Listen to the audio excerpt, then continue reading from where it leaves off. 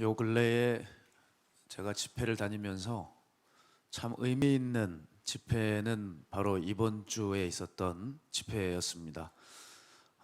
부천에 있는 서울신학대학교의 춘계 부흥회 강사로 저를 초청해 주셔서 전교생들과 함께 이제 집회를 연 이틀간 나누고 돌아왔는데요. 이런 생각이 들었습니다. 이렇게 많은 젊은이들, 학생들, 이 신학생들을 한 자리에서 단번에 만날 수 있는 기회를 만나는 건 쉽지가 않습니다. 그래서 어느 때보다도 많은 생각을 했던 것 같아요. 하나님 입장에서 생각을 했습니다. 하나님은 이 젊은이들에게 어떤 말씀을 증거하기 원하실까? 그 어떤 집회보다도 고민하고 기도하면서 그 자리에 어깨가 참 무거운 상태로 섰던 것 같습니다. 왜냐하면 앞으로의 한국교회와 한국을 이끌어가고 한국 사회를 선도할 그 미래의 주역들이기 때문입니다. 정말 이 젊은이들과 함께 말씀을 나누면서 다시 한번 깨달았던 게 뭐냐면 이 청년들의 세계가 만만치가 않구나.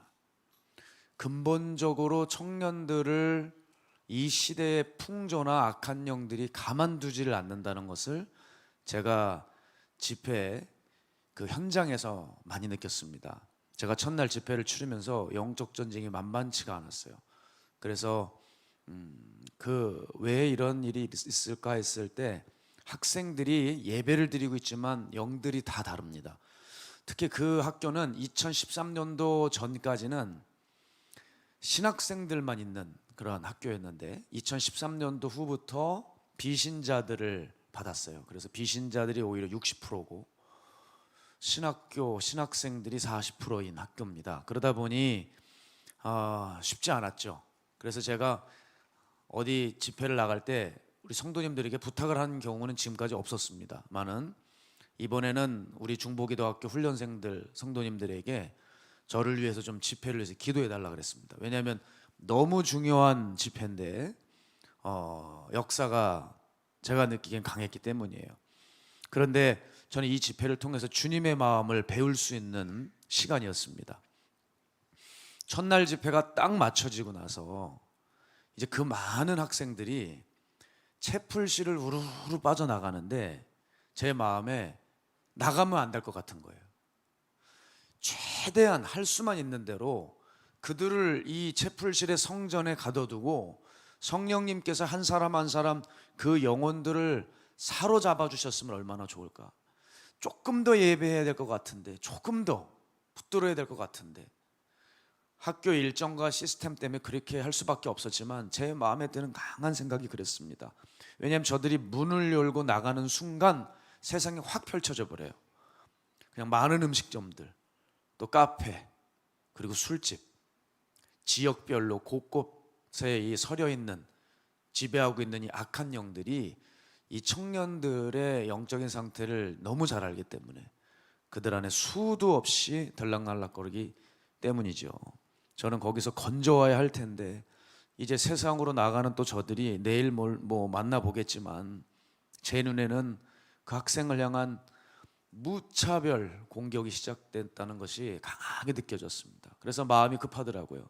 야, 우리 신학생들이 살아남아야 될 텐데, 우리 젊은이들이 이 험한 세상 잘 버텨야 할 텐데, 자기들은 집회가 끝났으니까 그저 발걸음 가볍게 집으로 가고 있는지 모르겠지만 저는 돌아오는 내내 그렇게 마음이 무겁고 참 찜찜했습니다. 특히 요즘 청년들의 문제 중에 하나가 뭐냐면 그 어느 세대보다, 그 어떤 청년 세대보다 이 요즘 세대의 청년들은 상당히 개인적이고 고립적이라는 거예요. 그러니까 고립되어 있기 때문에 자기 안에서 옳다고 여기는 것은 그냥 해버리는 성향이 있습니다.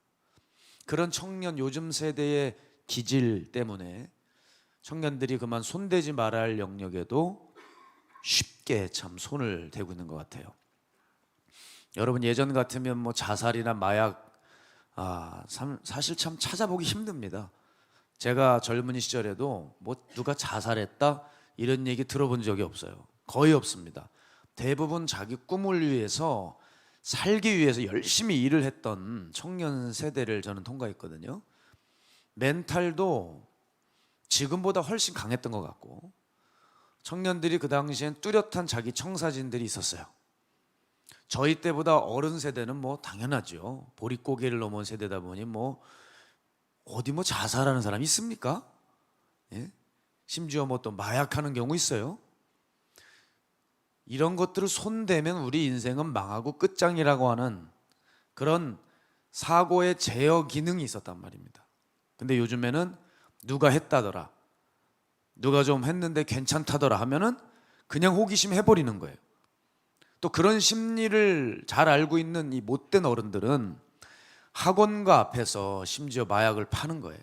그럼 아이들이 그 마약을 섭취하고.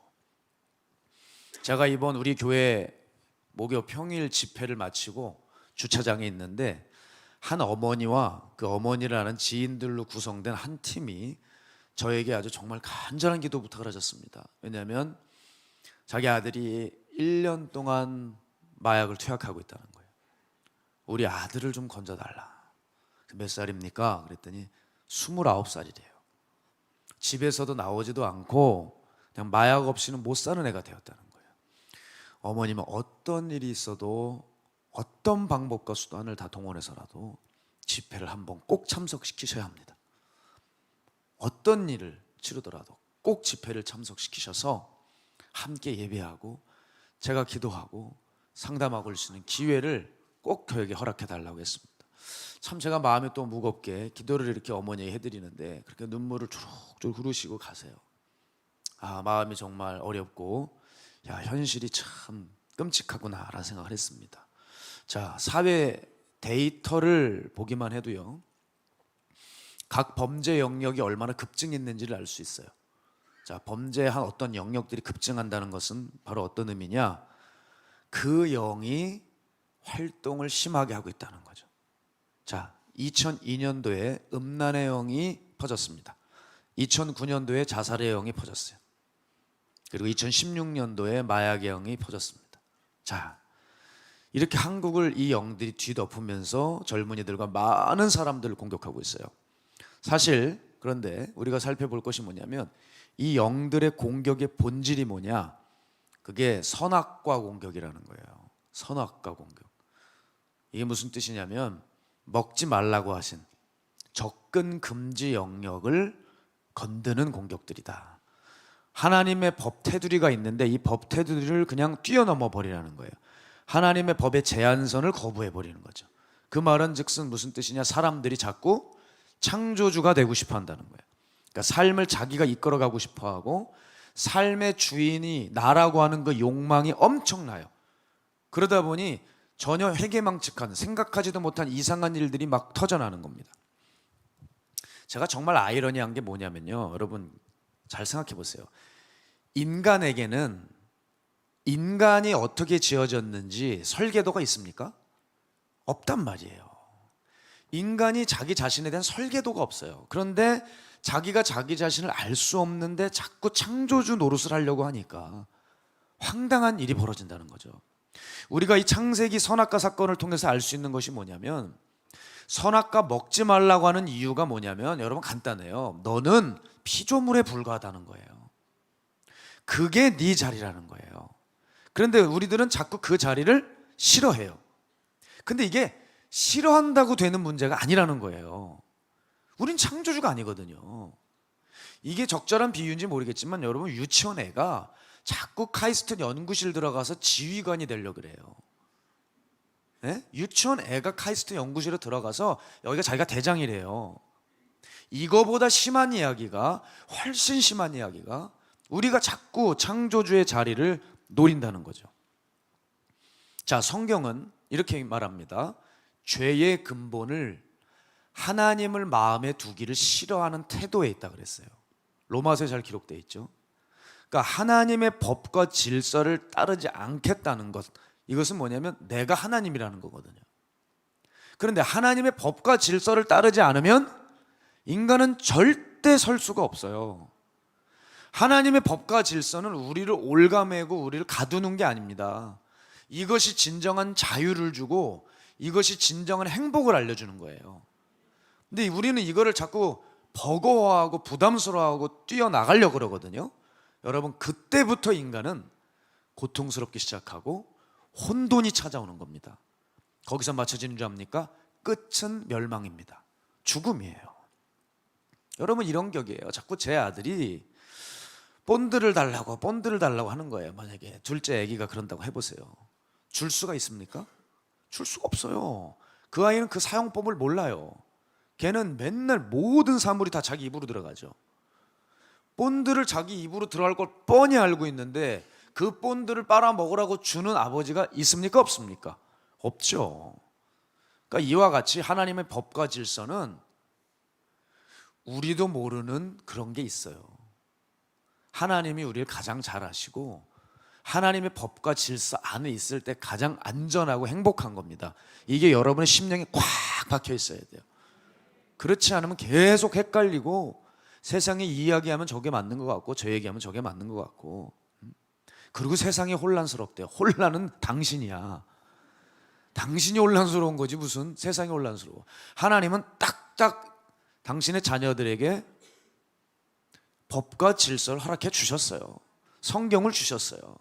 신약 성경만 잘 읽어도 여러분 이 세상에서 그렇게 방황하고 힘들어하지 않습니다. 그런데 이와 같이 영들은 우리를 자꾸 하나님이 막아놓으신 영역을 침범하라는 거예요. 뛰어넘어 버리라는 거예요. 그리고 정작 인간이 바라봐야 할 영역들은 무관심하게 만들고 보지 말아야 할 영역들에 대해서 탐닉하게 만들어 버리는 거예요. 그래서 오늘 본문의 6장 10절에 보면 마귀의 간계를 능히 대적할 줄 알아야 된다는 거예요. 마귀의 간계라는 게 무슨 뜻입니까? 예? 겉보기에는 그럴싸하고 정말 혹하는 그런 거라는 거예요. 그런데 간계가 뭐예요? 우리에게 상당한 불이익을 준다는 거잖아요. 그죠? 여러분 사기꾼에게 왜 사기를 당해요? 사기꾼은 사기꾼 다 보이지가 않아요. 그러니까 사기를 당하는 거예요. 사기꾼이 사기꾼스러우면 그 사람은 사기꾼이 아닌 겁니다. 마귀의 간계를 능히 대적할 줄 알아야 된다. 마귀의 간계를. 그럼 마귀를 알아보려면 어떻게 되냐? 하나님과 가까워야죠. 하나님의 법을 알아야죠. 그래야 마귀의 법을 알아서 저거 불법이구나 하면서 거절할 수 있는 거예요. 그래서 마귀의 간계를 능히 대적할 줄 아는 사람, 이걸 깨달은 사람만이 영적 전쟁을 치릅니다. 근데 마귀의 간계를 모르는 사람들이 너무 많아요. 교인들도. 그러니까 그런 사람들이 영적 전쟁을 치는 게 아니라 그냥 세상에서 놀아버리는 거예요. 제가 그런 의미에서 여러분께 강조하고 싶은 부분이 여기 있는데요. 여러분 우리가 신앙생활하면서 교회에서 특히 강단에서 여러분에 대해서 붙여주는 호칭이 있습니다. 물론 성경에도 나오긴 하지만 바로 하나님의 자녀입니다. 하나님의 자녀. 거기서 조금 진도를 나가면 교회는 뭐라고 가르치죠? 청직이다 그러고요. 더 나아가면은 제자다 그래요. 우리는 이 정도로 알고 있다는 거예요. 그러나 우리의 실제적인 현실적인 상황을 고려해 보면 우리의 정체성은 그것을 훨씬 뛰어넘어야 합니다. 우리의 정체성은 군인입니다. 우리의 정체성은 군인이고 그 상관은 오직 예수 그리스도밖에 없어요. 영혼의 총사령관 되신 예수 그리스도, 그분의 지휘에 따라 살아가는 군인이 바로 우리들입니다. 예수님께서 이 땅에 오신 이유를 뭐라고 밝혔다고 했어요? 마귀의 일을 멸하러 오셨다고 했고, 예수님이 우리의 대장 되셔서 미리 앞서 나가셔서 죄와 마귀의 권세를 박살내셨습니다. 우리는 그 영혼의 총사령관을 따라가는 군인이에요. 우리가 이 분명한 정체성을 가지셔야 돼요. 바울도 우리의 정체성을 군인으로 보았죠. 디모데후서 2장 3절 보면 너는 그리스도 예수의 좋은 병사로 나와 함께 고난을 받으라 그랬어요. 그러면서 그 밑에 병사로 복무하는 자긴 자기 생활에 얽매이지 않고 자기를 부르신 그 부르심의 그 부르신 자의 뜻을 이루기 위함이라고 말하잖아요. 자, 마귀는 자꾸 우리를 창조주의 자리를 넘보라고 하지만 그건 우리 자리가 아닙니다. 우리의 자리는 그리스도를 상관으로 모시고 있는 군인의 자리입니다. 즉 이건 중요한 얘기인데요, 싸움을 치러야 하는 자리라는 거예요. 그래서 세상에 대해서 여러분 규정을 잘 하셔야 돼요. 그러니까 세상에 어떻게 규정이 나느냐는 내 정체성에 따라서 달라지는 겁니다. 내가 군인이라고 하는 내 정체성을 설정하면 그때부터 세상은 놀이터가 아니에요. 우리를 평안하게 해줄 휴게소가 아닙니다. 저 세상은 전쟁터예요. 여러분, 세상이 전쟁터라고 하는 인식을 가지고 계셔야지. 놀고 쉬고 우리를 평안하고 안식을 주는 장소로 여기시면 참 곤란해집니다. 그때부터. 우리는 세상에서 전쟁을 치러야 할 사람입니다. 어떤 전쟁? 하나님의 전쟁을 치를 군인입니다. 그래서 이제는 세상에서 싸울 준비를 하고 계셔야 돼요. 자, 그럼 이제 하나씩 살펴보겠습니다. 전쟁을 치러야 한다는 말은 어떤 의미가 있을까요? 중요한 이유가 있어요. 우리의 적이 있다는 얘기예요. 우리의 적이 있다. 여러분이 세상을 살면서 내 적이 있다는 생각을 갖고 안 사십니다. 이 적이 있는지 없는지, 이 적이 누군지도 모르게 되는 거예요. 그러니까 전쟁을 치를 생각도 없고 전쟁에 대한 의욕도 없는 겁니다. 자, 제가 이번에 뉴스를 보니까 이 정부가 국방부 혁신위원회 위원으로 북한이 가장 두려워한다는 김관진 국방부 전 장관을 선출했더라고요. 김관진 장관은 워낙 군세계에서 유명한 분입니다. 이분은 저도 많이 들었어요. 지인분들에게 많이 들었고, 이분에 대해서는 아주 인품이 뛰어나시대요. 그리고 부하들을 위해서 희생할 줄 아는 분이라고 하더라고요. 아주 탁월한 리더십이죠. 자기가 걸어가지 않은 길을 부하에게 걸어가라고 말하는 그런 지휘관이 아니라는 말입니다. 그리고 자기의 것을 다 털어서 자기 부하를 섬길 수 있는 리더십을 가진 분이에요. 거기다가 투철한 안보의식을 가지고 계신 분이라서 참 사랑을 많이 받았던 국방부 장관이신데, 이분의 스토리 중에 이런 얘기가 있어요. 최전방 GOP 소대장이 자기가 국방부 장관 시절에 이런 말을 했다는 거예요. 아무래도 최전방에 있다 보니까 이제 적을 볼 거 아닙니까? 그러니까 이 GOP 소대장이 이런 얘기를 했어요. 내가 적과 곧 만날 생각을 하니 두렵고 떨린다, 그런 거예요. 그럴 때 이 이야기가 인근 부대는 물론이고 결국 국방부 장관 귀까지 들어간 거예요. 그때 이 김관진 전 장관이 장교가 돼서 전쟁을 무서워해 하면서 전 군에 불호령을 내렸어요. 그리고 장성들을 호되게 질책하는 장면을 제가 봤습니다. 또 이렇게 말했어요.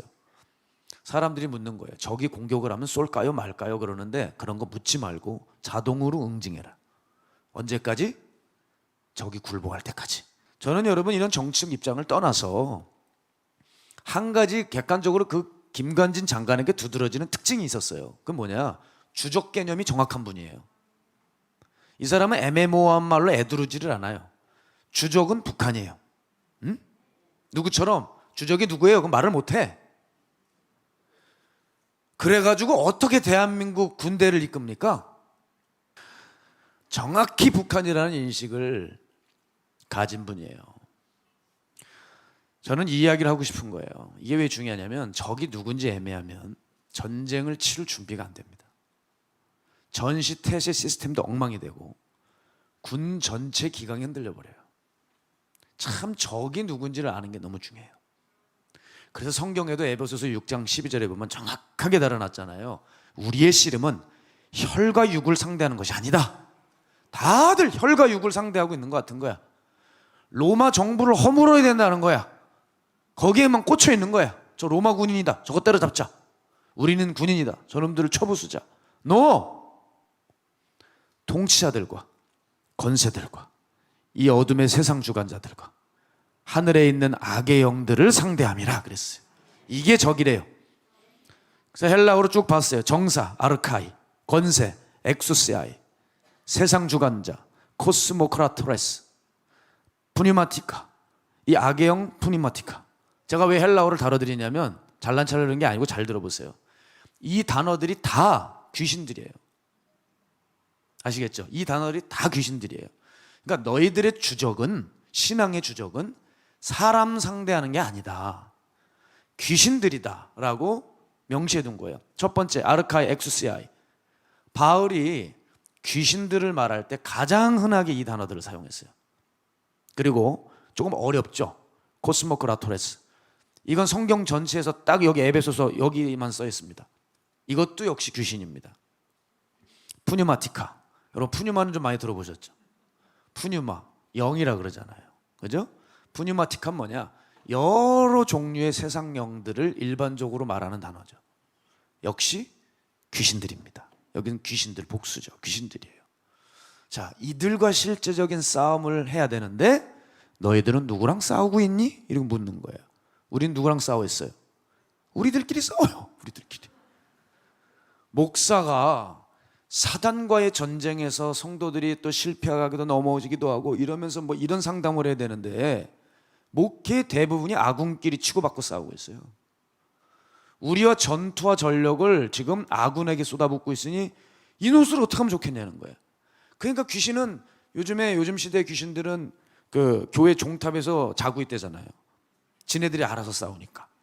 어느 교회 가면은 목사파, 담임 목사파, 부목사파로 나눠졌어요. 그래가지고 1층에는 담임 목사파, 2층에는 부목사파가 따로 예배를 드려요. 그러다가 마귀들과 싸울지라 죄악 벗은 형제야. 그러면서 야 이 마귀들아 그래 서로. 야 이 마귀들아 이 마귀 새끼야. 그럼 또 마귀 새끼 올라고 마귀 새끼야 마귀 새끼야. 그 옆에 있던 마귀가 누구 보고 마귀라는 거야? 이렇게 되는 거죠 이제. 이게 요즘 세상이에요. 에? 적이 누군지를 몰라요. 그리고 실제로 아무것도 모르면서 사는 멍청하고 이 어리석은 인생들. 아군들끼리 치고받고 교회에 내란 분열을 일으키고.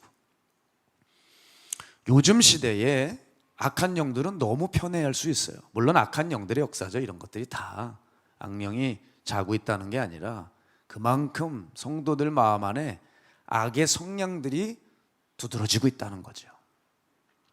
요즘 시대 악한 영들은 이렇게 더욱 교회를 깨기 위해 부추기고 이런 내란을 조장하고 서로를 참소하게 함으로써 결국 귀신들의 진지를 철저하게 보호하고 자기네 피해를 최소화하고 있어요. 사실 우리끼리 싸우는 건 실제적으로 적을 도와주고 있는 셈이 되는 거죠. 그러니까 여러분 적이 누군지를 아시라고요. 정말 목회하면서 여러분들끼리 싸우지 마세요. 목회자들과 성도, 성도와 성도 좀 그러지 마세요. 예? 정상적인 싸움을 좀 하자고요. 정상적인 싸움. 왜 조용하세요 또? 얼마나 또 싸우고 또 이 교회까지 결국 등록하셨어요. 그죠? 얼마나 싸우다 지치면 여기 가가지고 나 지옥 가기 싫으니까 살아야 되겠다 해가지고 등록하셨습니까? 그럼 이곳에 오셔서 빨리 회개하셔야죠. 그 전 교회에서 하던 못된 짓을 여기서 하면은 임 목사가 가만두지 않아요. 박 목사님은 사랑으로 나가겠지만 저는 매로 갈 거예요. 농담입니다. 저도 푸근한 가슴이 준비되어 있습니다. 힘들어서 그렇지. 우리의 적은 사탄과 그의 졸개 귀신들입니다. 그런데 이 바울은 이들과 싸움을 하되 이 싸움을 어떻게 번역을 해놨냐? 한국 성경에는 씨름이라 그랬어요. 씨름. 자, 헬라어로 보게 되면 팔레입니다. 팔레. 팔레가 뭐냐면 레슬링이에요. 레슬링. 정확한 건 레슬링이죠. 근데 레슬링 그러면은 이게 한국 성경이 예전에 번역이 됐기 때문에 레슬링이 모르는 옛날 1900년도 초기에 성도들은 모르죠. 레슬링이 뭔지. 그러니까 우리적으로 표현을 한 거죠. 씨름이다. 씨름도 어렵고 레슬링도 어려운데 레슬링 쉽지 않죠. 그죠? 그분들 이 귀 보세요. 아우 얼마나 진이겠으면 이게 깜짝 놀랐어요. 저는 처음에 레슬링 선수들 보면. 자, 소아시아와 그리스 경기장에서 치르던 레슬링입니다. 여러분 레슬링 쉽습니까? 얼마나 힘이 들고 애써야 되고 철저히 준비해야 되는지 몰라요.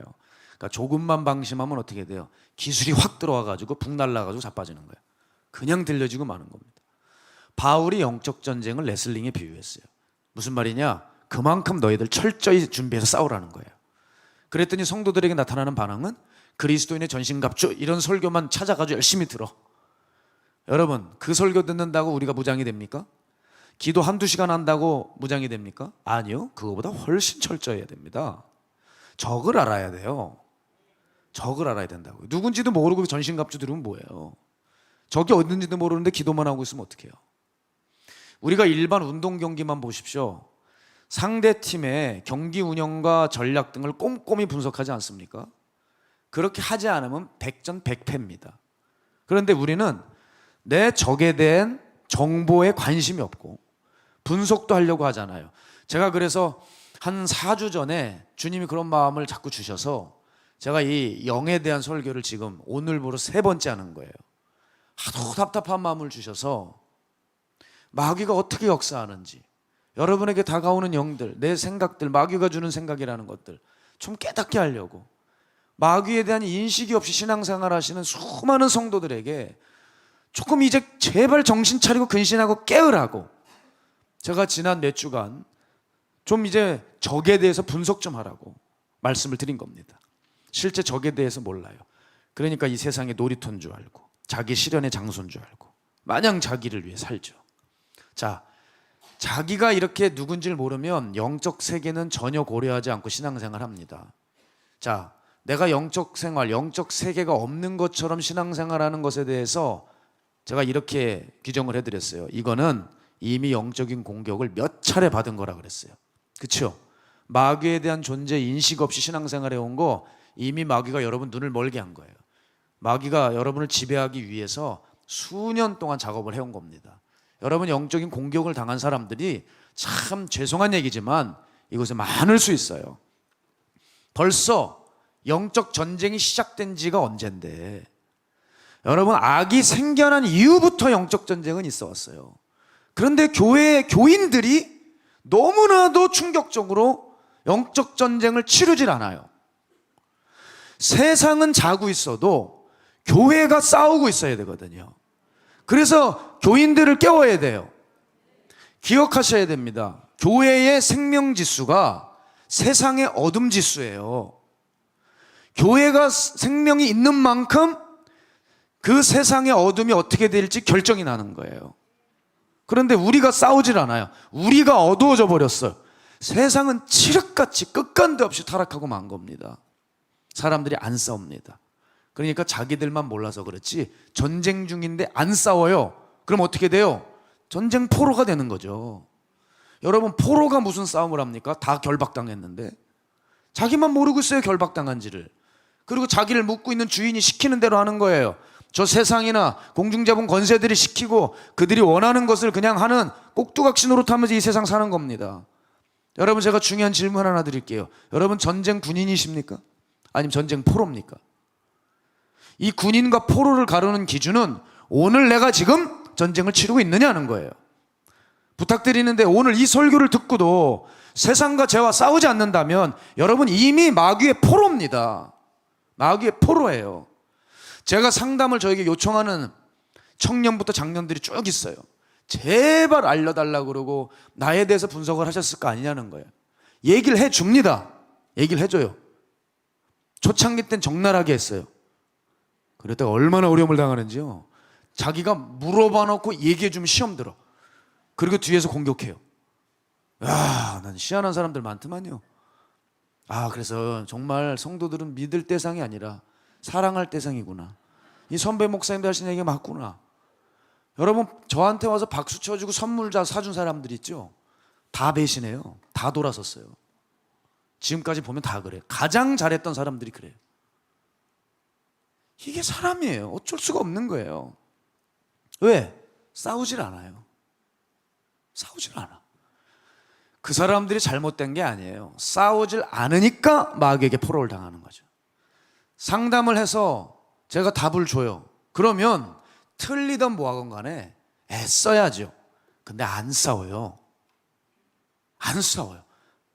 최근에도 몇몇 사람들이 얘기를 해줬는데 안 싸워요. 제가 볼 때 고스란히 자기 기질대로 그렇게 가고 있어요. 또 여전히 사단에게 붙들린 그걸 붙들고 자기를 확 찢어버리고 십자가에 그걸 확 못 박아버리고 나를 확 죽여버려야 되는데 안 해요. 안 하죠. 그게 안 되면 나타나질 말든지 정말 사람들 사이에서 예배만 딱 드리고 내 자신이 너무 믿고 힘들면 정말 그렇게 살든지, 그것도 아니에요. 그러니까 전쟁 중인데 전쟁을 모르는 사람, 여러분 이 사람 군인이 아닙니다.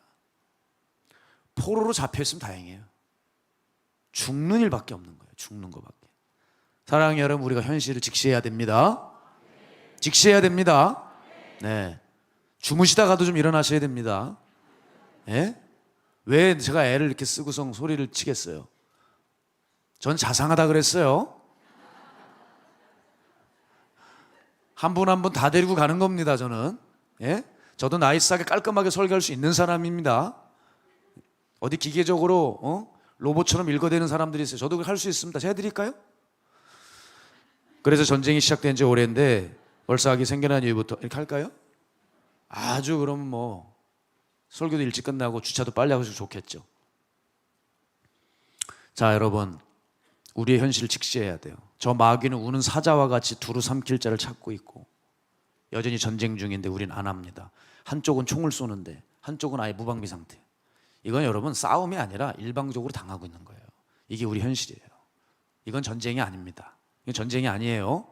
둘이 어느 정도 견주어 싸워야 이게 전쟁이죠. 상대인 마귀만 우리의 정보를 가지고 있고 우리의 모든 동선을 파악하고 있어요.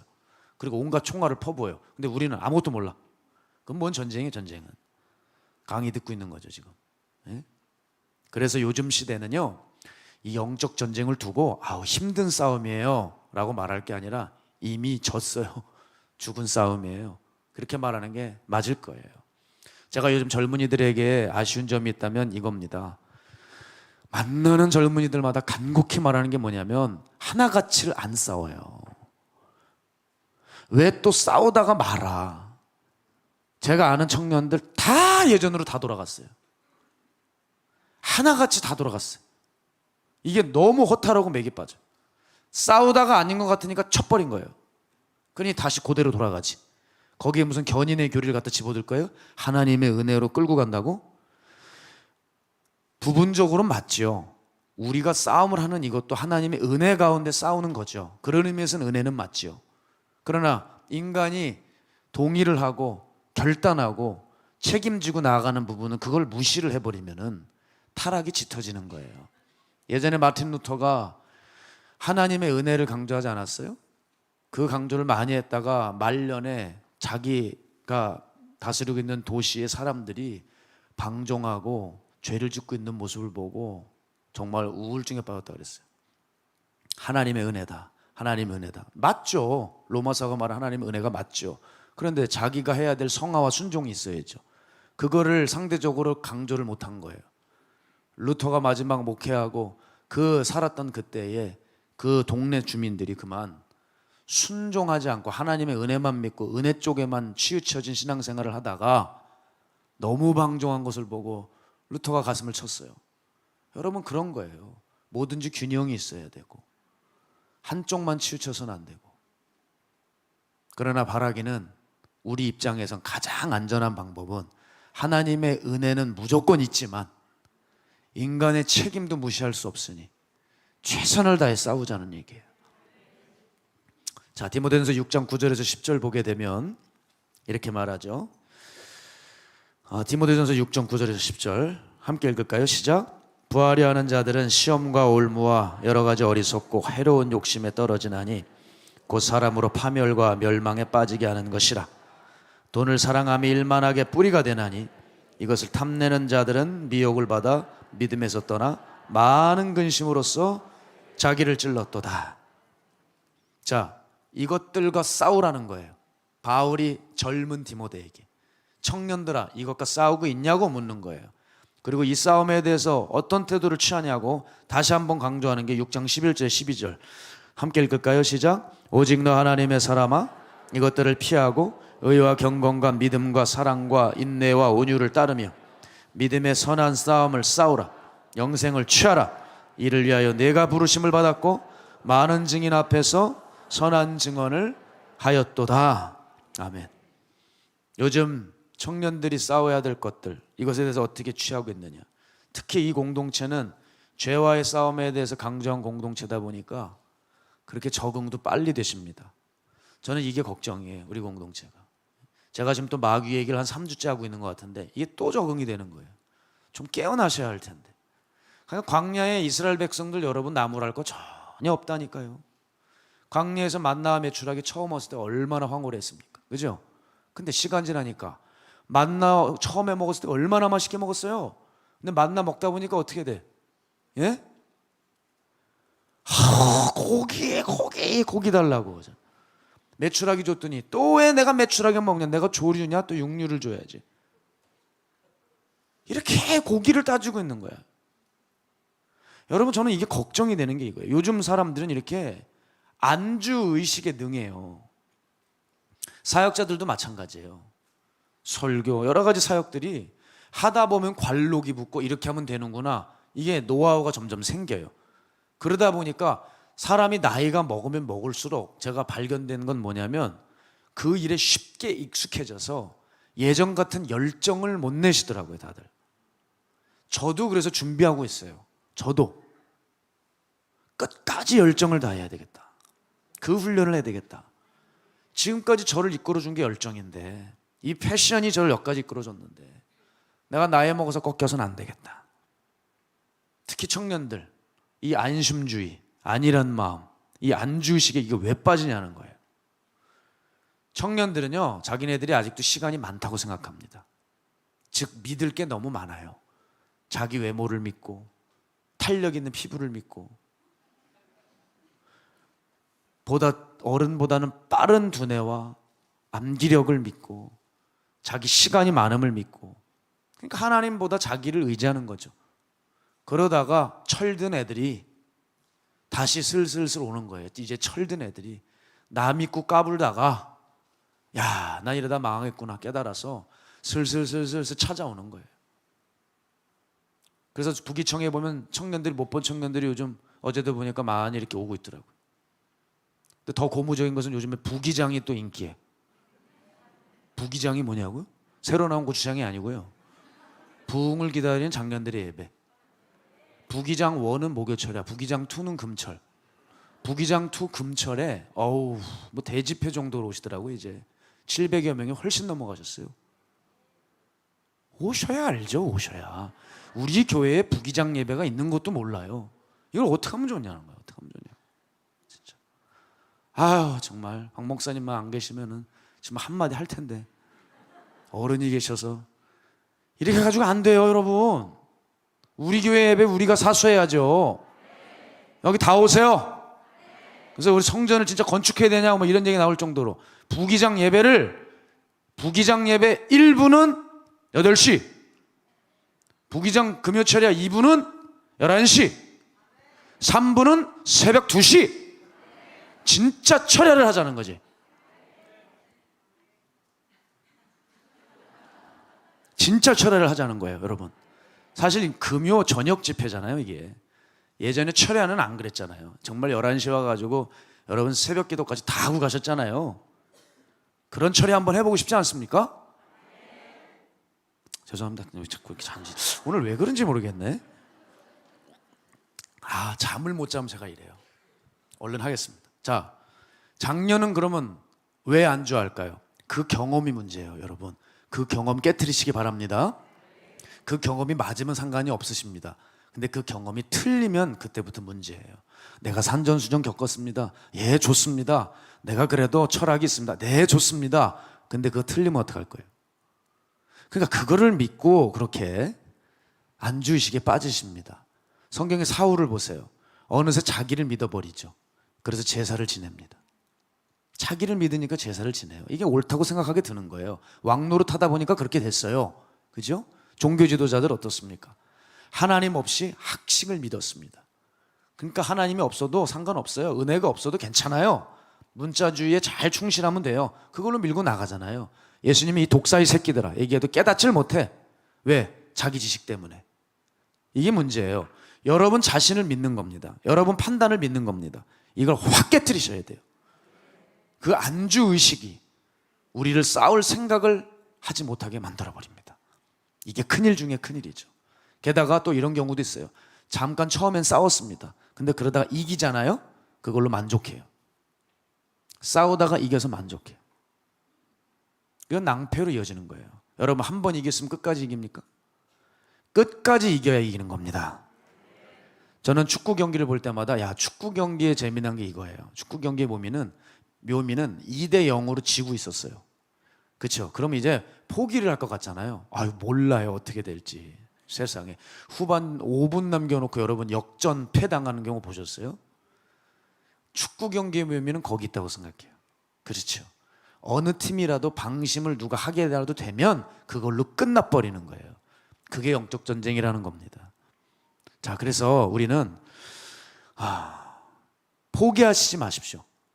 영적 전쟁을 포기할 게 따로 있지 힘들다고 포기하면 안 돼요. 영적 전쟁은 수학이 아니에요. 공부하다가 점수가 안 나오면 수학을 내려놓을 수 있어요. 영적 전쟁을 하다가 나 힘들다 내려놔야 되겠다. 난 신앙생활이 힘들다 잠깐만 내려놓자. 여러분, 그건 끝입니다. 그러니까 여러분, 자꾸 그런 마음을 가지고 계시면 지금 원수는 생각보다 일을 너무 쉽게 하게 되는 거예요. 우리가 무방비 상태가 되니까.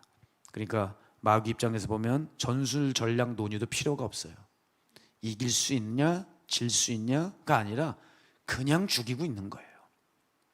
저는 그래서 우리 마가야들 합방교회 집회 타이틀을 영적 무장 집회라고 했습니다.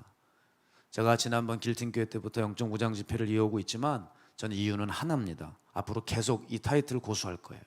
왜냐하면 이 시대가 전쟁의 시대이기 때문이에요. 전쟁의 시대라는 것을 깊이 인식하자는 거예요. 아직 적이 살아있고 적의 활동이 그 어느 세대보다 활발하다는 것, 인식, 그걸 가지고 있을 때 여러분이 예배를 한번 드리고 집회를 참여할 때 여러분 마음과 자세가 달라질 것입니다. 이제 우리는 이제 전쟁을 치를 준비를 하셔야 돼요. 그래서 전쟁을 치를 때 하면 보통 이제 목회자분들이 그리스도인의 전신갑주에 대해서 쭉쭉쭉 하실 거예요. 7가지 무기를 한 주에 하나씩 하겠죠. 저도 하고 싶어요. 저도 하고 싶고 언젠간 여러분과 그 메시지를 나눌 것으로 준비하고 있습니다만은 그리스도인의 전신갑주보다도 먼저 선행돼야 될 것이 있습니다. 그게 2가지인데 첫 번째는 뭐냐면 6장 13절에 나와 있어요. 자, 하반절 보면 이는 악한 날에 너희가 능히 대적하고 모든 일을 행한 후에 서기 위함이라 그랬어요. 저는 여러분 전신갑주를 다루기 이전에 이것을 주의해야 된다고 생각하세요. 서야 됩니다. 그건 뭐냐면 일단 싸울 의지를 갖추라는 거예요.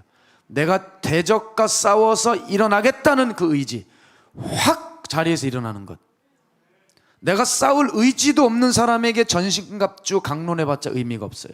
진리, 의의 호심경, 평안의 복음, 믿음의 방패, 구원의 투구, 성령의 검, 기도, 이거 알려주면 뭐합니까? 내가 싸울 의지도 없는데, 싸울 생각도 없는 사람에게 도장 보내놔가지고 계속 다달이 돈 내면서 트레이닝 시키면 뭐합니까? 줘 맞아요. 싸울 마음이 없기 때문에 줘 맞아. 돈만 내는 거예요. 내가 싸울 의지가 있고 내가 상대를 때려 눕혀야 되겠다, 그럴 때 가서 운동을 할 때 의미가 있는 거죠. 우리는 이제 하나님의 전쟁을 정말 치르기 위해서는 서야 합니다. 내가 싸워야 되겠다. 바울이 말하잖아요. 서기 위함이라. 서라는 거예요. 주님이 가장 싫어하시는 것이 뭐냐? 고민하고 주저하는 겁니다. 이쪽 쳐다보고 저쪽 쳐다보는 거예요. 이 교회 갈까 저 교회 갈까, 저 목사 할까 이 목사 할까. 다 틀렸어요. 이 목사 아니고 저 목사도 아니고 이 교회도 아니고 저 교회도 아니고 당신이 쓰세요. 예수님 바라보고 쓰세요.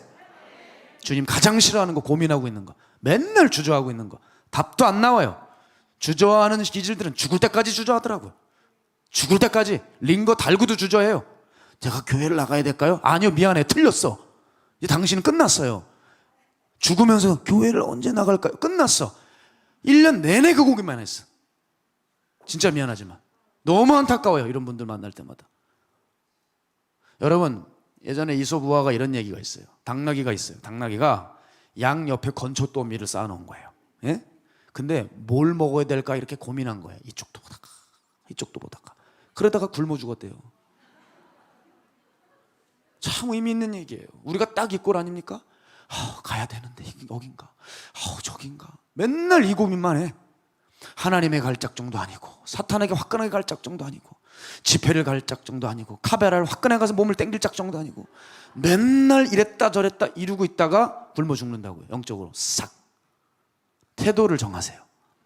태도를 정하세요. 그럼 확실하게 달라집니다. 자, 중요한 얘기 할게요. 사실 하나님은요, 우리가 전쟁을 치러야 될 것을 미리 아셨습니다. 그래서 예수께서 부활 승천하신 후에 누굴 보내주셨어요? 보혜사 성령님을 보내주신 거예요. 내가 너희를 고아와 같이 두지 않겠다. 왜? 이 일이가 판치는 세상이니까. 이 세상이 그만큼 만만치가 않으니까. 내가 육신적으로 너를 떠나지만 너희들 정말 떠난 게 아니다. 내가 영으로 너를 다시 찾아오겠다. 내 영을 너희가 보내겠다. 이게 뭐예요? 너희들 싸울 수 있게 해주겠다는 거예요. 그래서 우리가 전신갑주 이전에 확인해야 될 것은 뭐냐면 싸울 의지를 확보하는 겁니다. 자, 두 번째 전신갑주 이전에 선행될 두 번째는 뭐냐? 성령님의 충만함을 입는 거예요. 여러분, 성령님의 충만함 없이는 7가지 무기 못 사용합니다. 성령 충만은 우리를 수많은 영들의 공격으로부터 완전 무장하게 해주는 비결이에요. 그 7가지를 잘 다루는 거 인간이 못 다뤄요. 여러분, 무기를 제작하신 주인이 오셔야 무기를 어떻게 쓰는지 사용법을 알려주죠. 사용법만 제작자가 아닌 심부름꾼에게 배우고 있으면 무기를 사용할 수 있겠습니까? 성령이 찾아오셔야 7가지 무기에 대해서 하나씩 보여주실 거 아닙니까? 따라서 성령이 내 안에 계시기를 힘써야 돼요. 그 영을 사모하고 갈망해야 돼요. 그때 그리스도의 전신갑주를 우리에게 하나씩 입혀주시는 거예요. 영적 전쟁에서 정말 필요한 준비 두 번째는 성령님께서 우리 안에 오시는 거예요. 그의 영을 힘입는 것입니다. 저는 제가 지난 교회에서 이런 기도회를 만들었어요. 기도회 이름을 수요일 날 기도회를 했어요. 우리는 뜨겁게 라바시라고 했어요. 라바시 기도회. 라바시가 뭐냐? 사사기에 찌질이가 나와요. 기드온입니다. 이 사람은 사실 사사가 될 위인이 아닌데 하나님의 큰 은혜를 입었죠. 근데 이 사사 기드온이 미디안의 전쟁을 치룰 때 성경에 보면 라바시라고 하는 동사가 나와요. 이게 뭐냐? 성령의 기름을 부은 정도 중에서 최상위 단계입니다. 쉽게 말해 옷을 입혀주는 거예요. 성령이 옷을 입혔다 그랬어요. 원어로 보면. 그러니까 쉽게 말해 성령의 갑옷이 입혀지는 거죠. 성령의 충만한 상태를 라바시라고 하는 동사로 표현했어요. 이게 뭐냐? 제 아무리 찌질이도 성령이 강력하게 임하시면은 모든 것들을 능히 잘 싸울 수 있게 된다는 거예요. 사사 중에 마지막 사사인 문제와 삼손을 보십시오. 그가 위기를 만날 때마다 살 수 있었던 것은 사실상 그의 어떤 달란트가 아니라 갑자기 임하시는 성령님이었습니다. 사사기 15장 14절 함께 읽을까요? 시작. 삼손이 레히의 이름에 블레셋 사람들이 그에게 마주 나가며 소리 지를 때 여호와의 영이 삼손에게 갑자기 임하시매 그의 팔 위에 밧줄이 불탄 삼과 같이 그의 결박되었던 손에서 떨어진지라. 아멘. 이제 죽을 지경에 놓인 결박된 상태에서 삼손이 어떤 힘을 썼다고 얘기하지 않아요. 하나님이 갑자기 영으로 임하셨어요. 그때 삼손에게 힘이 생기고 성령을 통하여 모든 결박된 걸 풀어버리는 거예요. 따라서 여러분, 그 영만이 우리를 세상과 죄의 올무와 사슬에서 풀 수 있는 능력을 제공하신다. 따라서 우리는 하나님의 능력으로 성령께서 무장시키셔서 세상과 죄를 이길 수 있는 사람들이 되셔야 됩니다. 성령만이 우리를 세상과 죄를 파괴할 수 있는 유일한 영이시다. 그 영이 오셔야 누가 적인지 알게 되고 내가 어떻게 싸울지를 알게 됩니다. 성령은 우리가 생각하는 것 이상으로 철저하게 무장시켜요. 사랑하는 여러분, 성령님을 생각하세요. 우리에게 힘 주시는 이는 성령님입니다. 라바시, 성령께서 여러분 각 심령에게 옷을 입혀주시고 기름 부어주셔서 더 이상 마귀에게 속지 않고 적이 누군지 정확하게 알고 우리는 싸울 수 있는 그 능력을 하나님께서 우리에게 허락하실 줄로 믿어요. 여러분, 그런데 기억하셔야 돼요. 정말 조심할 것이 있어요. 사람들이 영적 전쟁을 치는 데 있어서 한 가지 문제점이 있는데 귀신을 너무 많이 생각한다는 거예요. 제가 귀신을 얘기하는 거는 공격이 있으니 그들과 맞서 싸우라는 측면에서 귀신을 얘기하는 거지, 사람들이 귀신 얘기를 하니까 또 생각 속에서 귀신과 같이 사는 사람들이 있어요. 여러분, 문제만 집중하면 그건 넘어집니다. 문제를 보고 해결책을 믿는 믿음으로 가야지 문제만 계속 묵상하면 넘어지고 엎어져요. 제가 실례로 성도님들 상담을 할 때 하여간 요즘 들어서 2, 3년 안으로 귀신의 공격을 받는 사람들이 청장난할 것 없이 너무 많아요. 근데 잘 들어보세요. 10명이 저한테 오시죠. 반 이상이 어떤 상태인 줄 아세요? 자기에게 역사하는 귀신에 집착을 해요. 저는 이런 의문이 들었어요. 귀신을 쫓아내고 싶으신 건지 아니면 의조독으로 자기 안에서 귀신을 찾고 있는 건지. 그러면 그래서 이 사람들이 심각하게 되잖아요. 자꾸 귀신이 머리에 있대요. 배에 있대요. 등에 있어요, 목사님. 등이요. 여길 안수를 해주고 있는데 등이요, 등. 등이 아파서 치료 기도해달라는 게 아니라 등에 붙었다는 거예요. 이거 안 보이냐는 거예요. 미안해요. 머리를 치고 싶어요. 정신을 차리세요. 진짜.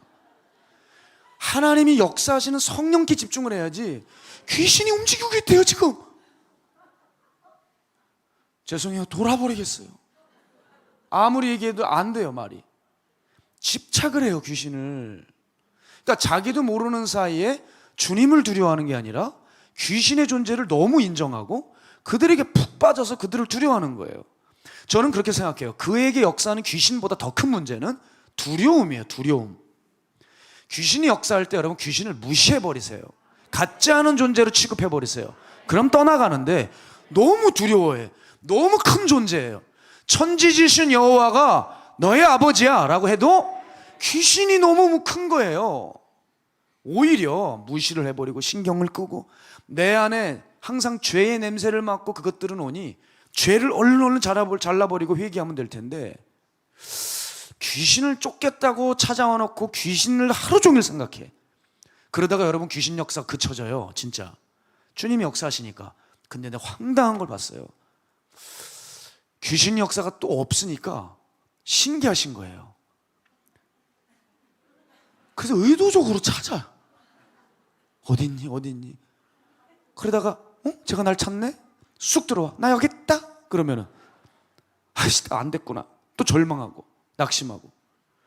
세상에 이런 코미디도 이런 개그 콘서트가 없어요. 이런 건 매우 불안하고 위험한 행동입니다. 왜 귀신에 집중하세요? 무시해버리세요. 뭐 공격을 하고 막 신경 쓰지 마세요. 가서 돈가스나 가서 드세요. 무시를 해버리라고요. 아니 그런 멘탈이 없이 어떻게 예수님을 믿어요? 하나님 살아 계신다면서요. 하나님의 영이 강하시다면서요.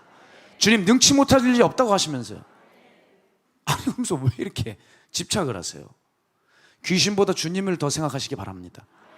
귀신의 일보다 주님의 일을 더 생각하시기 바랍니다. 제 메시지를 오해하지 마세요. 사람들이 전혀 신앙의 싸움을 치르려 하지 않고 미온적인 태도를 저는 지적하고자 하는 것이지 귀신 얘기를 하려고 하는 게 아닙니다. 사랑하는 성도 여러분, 전쟁은 시작되었습니다.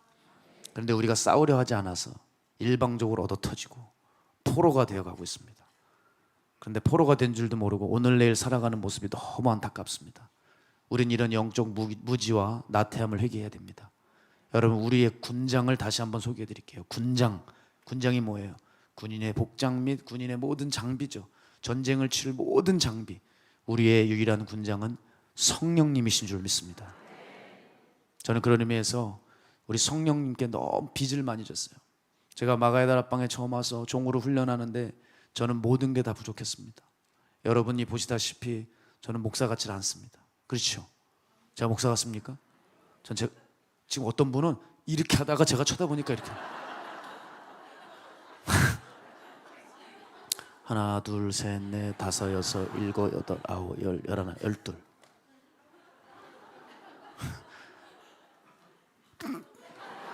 뭐야 이게 뭐예요? 맞아요. 전 제가 봐도 누가 저보고 목사님이라 그러면 하지 마. 어디 이제 스태프들이랑 밥 먹으러 가면 제발 나한테 목사라고 하지 말았어? 물어보세요. 맨날 그 얘기를 합니다. 제발 목사라고 나한테 얘기하지 마. 이게 힘들어요. 저는 거울을 봐도 야 네가 목사냐? 실시룩고 마가의 다락방에 부임하는데도 나 참 말도 안 된다 정말. 야 나 진짜 주님한테 잘해야 되겠다.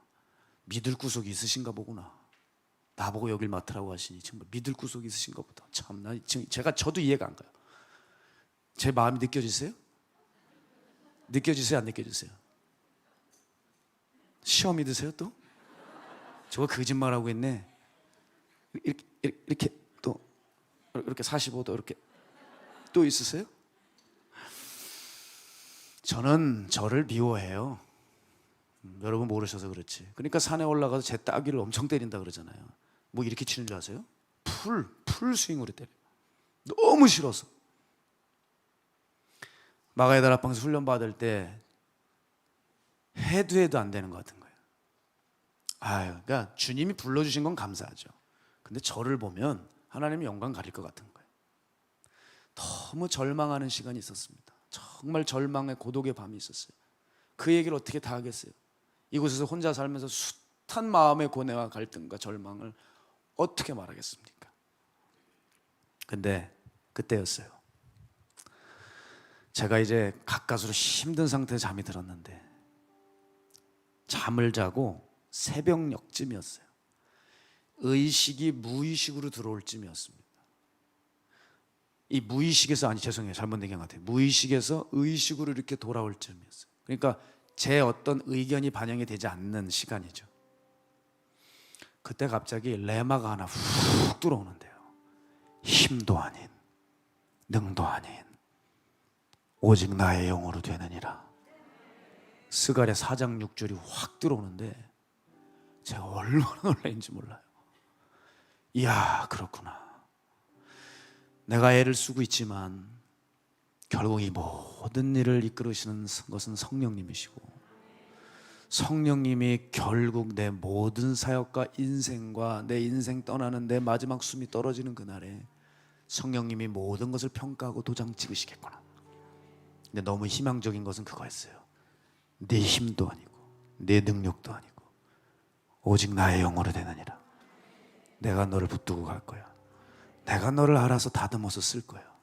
너의 모난 부분이 있을지라도 내가 정과 같이 되어 너를 가다듬을 거야. 그런 말씀 아니시겠어요?